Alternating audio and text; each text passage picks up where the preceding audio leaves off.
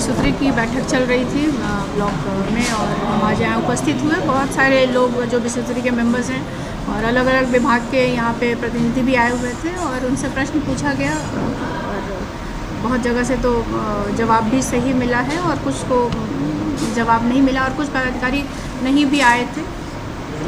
मिला जुला के ये बैठक मुख्य रूप से किन विषय पर चर्चा हुई आज की बैठक में? देखिए, अलग अलग विषय है।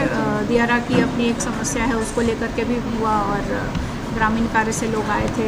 हॉस्पिटल में आप देखिए तो पशुपालन विभाग से भी लोग आए थे, वन के आए थे, बहुत सारे विभाग के, लेबर डिपार्टमेंट से भी लोग आए थे। सबके अलग अलग यहाँ पे प्रश्न थे, अधिकारी आए थे। लगभग 6 पंचायत है, ऑलमोस्ट 5 लाख से ज़्यादा की आबादी है और वहाँ देखा जाए तो हाल ही में माननीय मुख्यमंत्री के द्वारा वहाँ पे इनोग्रेशन हुआ था, जहाज आया था, बहुत तामझाम लवलश्कर के साथ वहाँ पे इनोग्रेशन हुआ। जैसे कि आप सबको जानकारी है कि जहाज पिछले साल भी चली थी, लेकिन जिस तरीके से इस बार उसको झंडा तोलन मतलब झंडा दिखाया गया, वहाँ पे घाट पे रेड कारपेट ग्रीन कारपेट लगा, वहाँ पे मतलब कि 200 से ऊपर लोगों को सरकारी पैसे पे खिलाने की व्यवस्था की गई थी।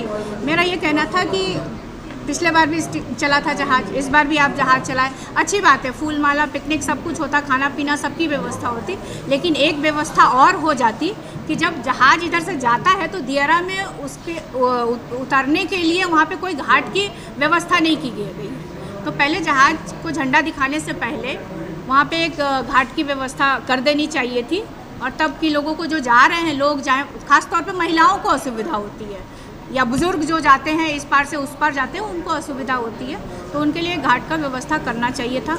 मुझे इतना समझ में ये आया कि इस बार करीब 25 से 30 लाख के ऊपर लमसम इस पर खर्च जो बैठा है, तो मुझे लगा कि पहली बार यहाँ से विधायक चुने गए हैं माननीय रामकृपाल यादव जी और मंत्री भी हैं, तो उनको अपना क्षेत्र में भी दिखाना था कुछ कि भाई यहाँ हम दानापुर के लिए कुछ कर रहे हैं।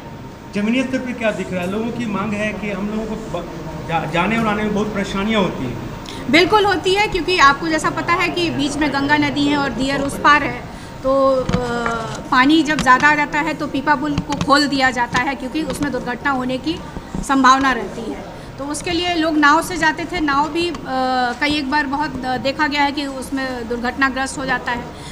बिहार में पुल का जाल इस तरह से बिछाया गया है कि पुल एक तरफ पुल का उद्घाटन होता है, वो दूसरे तरफ वो उसका समापन हो जाता है, मतलब फिर नए तौर पे शिलान्यास की तैयारी शुरू हो जाती है। तो ये तो देखा गया है। तो और आसपास में लोग बताते हैं कि परसेंटेज ज़्यादा लिया जाता है, तो काम कहाँ से करें? देखिए, इस विषय पे मतलब मीडिया के माध्यम से मैं कोई किसी के ऊपर पर्सनल एलिगेशन नहीं लगाना चाहती, लेकिन जो भी कार्य हो, छोटा से छोटा पुल बने या बड़े से बड़ा पुल बने, उसको सही तरीके से, सही मटेरियल और सही तरीके से और ट्रेंड लोगों से ही बनवाना चाहिए। और अभी तो आप देखिए कि बड़े बड़े कंपनियां जिनको टेंडर मिल रहा है वो बना रही हैं और उनके भी पुल धराशायी हो रहे हैं। तो ये सब चिंता का विषय है, सरकार को इस पर चिंता दिखानी चाहिए और सही तरीके से उनकी इंक्वायरी होकर के उस पर जांच करके और उसका समाधान निकालना चाहिए। टैक्स पे भी कुछ चर्चा चला था क्या आज की बैठक में? टैक्स पे भी कुछ चर्चा चला? हाँ, उस पर भी चर्चा चली थी,